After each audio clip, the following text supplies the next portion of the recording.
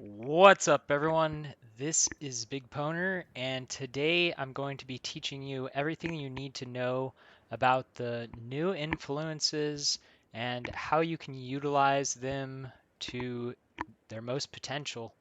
A lot of things to explain on these, but it's actually really simple and really straightforward. And once you've watched this video, you should be able to pretty much craft anything that you want on your own. My personal take from using these and creating some pretty crazy items really easily is that these are the easiest crafting that Path of Exile has pretty much ever had. Um, Harvest even I think was harder because it required a lot of farming, a lot of re-rolling. There was a lot of chance involved, which there's still some chance in this, but it gets really easy to get what it is that you want. It's basically just spam the materials and you get what you want. Obviously, there's a cost associated with that, but the cool thing is if you're looking for a specific mod, you can just select the specific influence that you want to farm, and you get quite a bit of them. The World of Eaters, I think, drops way more currency just in general from farming it.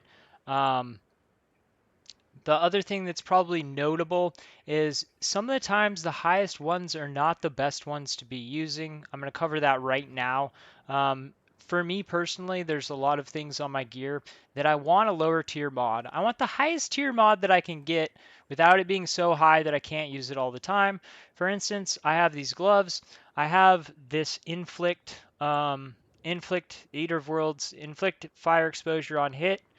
And that's just general inflict exposure on hit. Well, if I were to raise it up, it would wind up getting a mod like, for instance, my flammability curse, which says, well, a unique is in your presence, get the increased flammability curse effect. So there's a curse effect that's below that curse effect that is going to just do it all the time, but you're going to get less of an effect. So this is what you really have to think about when crafting this gear is do you want the effect all of the time or do you want the effect specifically for those bosses or even, for a unique or a boss or a peak boss? That's going to be the decision. Obviously, you're going to get the largest numbers when it's specifically just for the largest boss. But for me personally, or for a lot of things in general, you're just going to want the best. You're going to want it to be available all the time. For instance, the inflict fire exposure on hit. This is really good for me all the time because I gain massive bonuses for inflicting exposure that's beyond what my this 11% is, which this can actually be raised up to 16, which I will wind up doing, and you'll see in this video how to do it. There's a couple ways to do it. Um, so yeah, those are things that you need to be aware of. Do you want the general mods that are just going to help you all the time inside of maps, or do you need them when you're just fighting rares, or do you need them just for bosses? So those are the things to consider. Basically, what I'm trying to push in on you is the highest mod is not always the best, because for instance, if I don't have that fire exposure all the time, a bunch of the stuff inside of my tree and my gear is not going to work correctly. So that's something to be aware of. Um, what makes these so strong is they're really easy to use because we get these modification um, currencies, which right now are pretty easy to get. All of these are pretty common drops inside of maps. I've gotten the most of these. Like if you want to farm a lot of these, the Eldritch Orb of Annulment, the Eldritch Chaos Orb, the Eldritch Exalted Orb, you're gonna want to farm World of Eaters.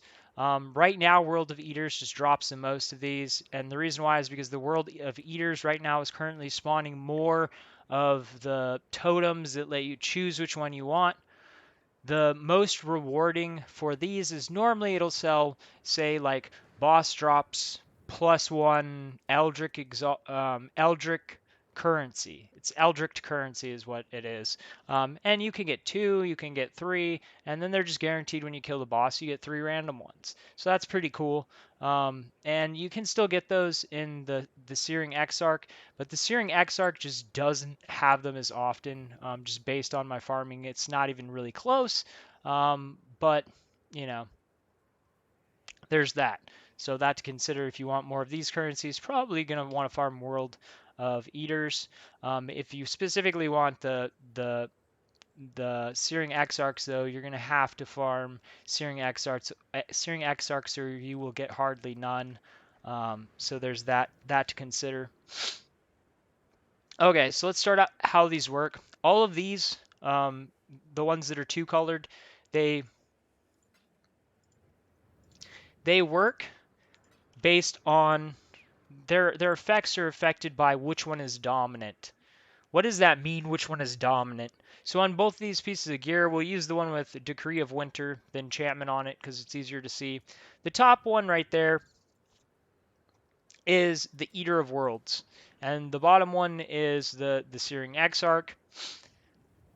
What these do is based on which one is dominant, its effect will be applied to either the prefixes or the suffixes. So dominant means that it has the highest tier on the item. So in this situation, we have the 6 to 12 physical damage to attacks and the +7 suppressed spell damage. So we hit Alt to see the description of the mods, and then it says next to the spell suppression above it, it says Eater of Worlds modifier, and then closed in it says lesser. That's the lowest one. Then it says the one below it is Searing Exarch modifier greater. So that's the second tier. So we know now that the Searing Exarch is dominant. What does that mean? That means if I use the Eldritch Chaos Orb, it says if the Searing Exarch is dominant, reroll prefix modifiers. If the Eater of Worlds is dominant, reroll suffix modifiers.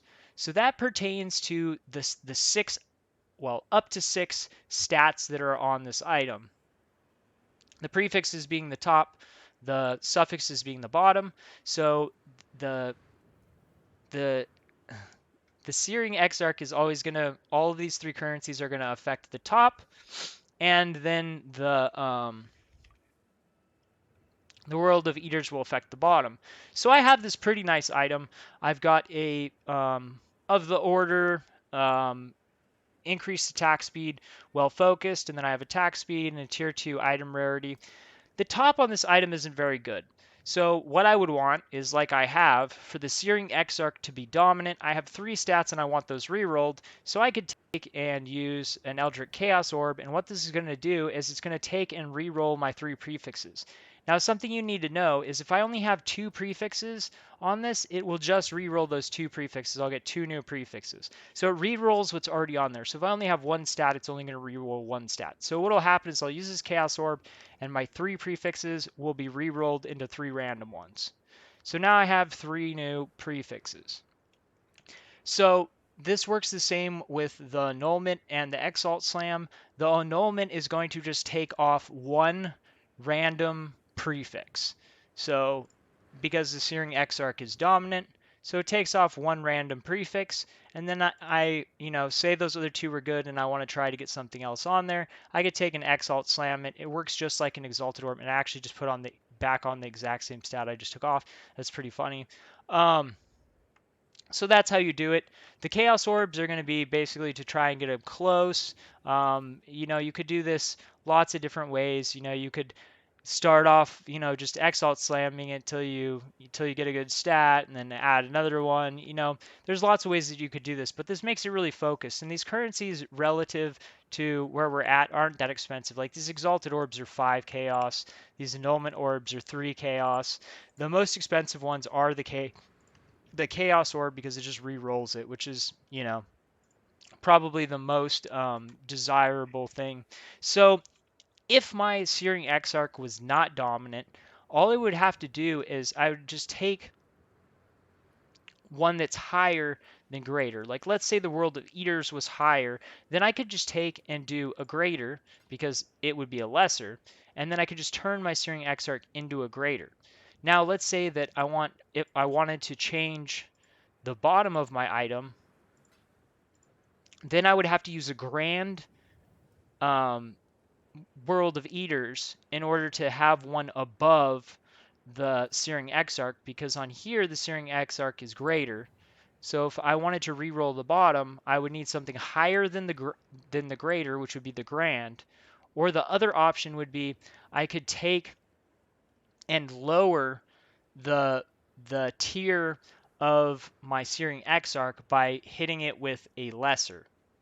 So like, I could take and put a greater on here for the Eater of Worlds, and now they're both greater, but then I could take and lower this to a lesser. Now the Eater of Worlds would be dominant. So now if I wanted to re-roll the bottom, I could. Quite frankly, I don't, but you know, that's just explaining how it works. So the Orb of Conflict is the other one. This works exactly like a Maven's Orb. It basically will just take one stat and lower it by one tier, and it will raise the other one by one tier. So if you have something that like you want a higher tier of it on there, and you don't care about one of the stats, this is like a chance that you could try to raise it up to get it there. More than likely, you probably want to take and try to get it there, start with a decent level or close to what it is that you want, because there are quite a few mods. But the reality of this is these these aren't really that expensive, so you could basically just be like, all right, this grand is 5.5 chaos. It's expected. There's 15 mods, so I'm gonna need 15 of these. It's gonna cost me less than EX to get what I want, realistically, probably. Because and EX is like 120 right now, so that would be 22 rolls. So I'm probably gonna get hit what I want in 22 rolls. That's why these are really strong. Now, what are the best ways to actually utilize these? You can start with an item that's already got the influence on it. That would be one option. Realistically, I think that the best way to do it is to not really focus on the Exarch mods, either Searing Exarch or the Eater of the Worlds. I think it's best to just start off with an item that at least has one side that's really good, so that you're just finishing the item basically. You're gonna work on one side and get that other side perfect. Like say my bottom's already perfect. Like for instance, I did these gloves. And basically, I knew that I wanted to have the of the order, the 50% attack speed while focused because I need huge attack speed. And then I wanted to have another attack speed and I wanted something else good on there. So I got spell suppression and the 50% increased attack and cast speed. And then what I did is I just took and made the Searing Exarch dominant, and then I just, spammed it with the Chaos Orbs till I got something good. And then I was happy with this just because it had, really high HP, and there's not a ton of other stuff that I can really pick up on the top. So I was pretty much happy with that. So that's where I kind of stopped with the item. That's one way to do it. I mean, this is a better example of something that's pretty min maxed. So this would be using a a base from Incursion. So it's got the life and percent life dual mod. And then I had a good stat up there. Getting something like that, you can get it and then try to risk taking off the one that you don't want. And then you could re-add stats, but you remove that stat one time and it's basically over. And then you make the other side rollable, and then you go to roll on it. The other option is you could just buy a really nice, rare item and then just add the two influences to it. So those are a few ways. These boots I made getting, triple resistance, and then I took and blocked suffixes, added on the chosen, and then, I've added a life, and now I could take and go ahead and slam on a nether. I could go ahead and take and slam on another stat. Unfortunately, if I want to do that, I have to have something over the grand. So basically, I have to use an exceptional on it in order to get in order to slam the top of that. But I think that'll be worth it. But then I'll probably have to re-roll it on something lower to get back just basic movement speed. So that's pretty much it. I think that these are really good because they make it easy to craft gear. It's really easy to understand. It's really easy to get it as what you want. Once you have your bottom done, you just work with the embers and the ichors, and you just spam it till you get the stats that you want. And I think that that's really cool. I think it makes it so that it makes them very easy to craft gear for players. I think that this is like that early game gear that you go for, and then you kind of work on, like, if you're gonna do other influence stuff, normally that takes more crafting. There's more risk involved. Like, you mess something up and it's gone. The only way you mess something up is if you actually like mess up, like you use you have the wrong one dominant and you re-roll it. Like, that would be messing up an item on your own. Which, I accidentally re-rolled I had the top tier exposure on these gloves and I accidentally removed it. Um, but stuff like that happens every once in a while. It sucks, but so just pay attention.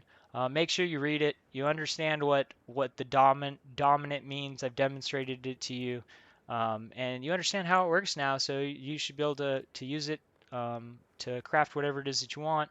I think that the best items that you can make are probably going to be combinations of syndicate items, combinations of essence items. This is an example of an essence item. It's got the reduced reservation efficiency.